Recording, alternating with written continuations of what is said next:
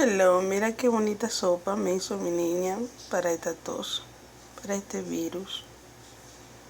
Si se sienten así todo maloso, tomen mucho té y tomen mucha sopa, muchos caldos, como ustedes quieran hacerlo. Un abrazo desde el alma, buen provechito.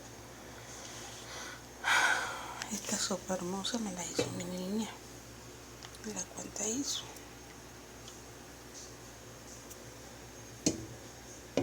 Mi niña Abigail.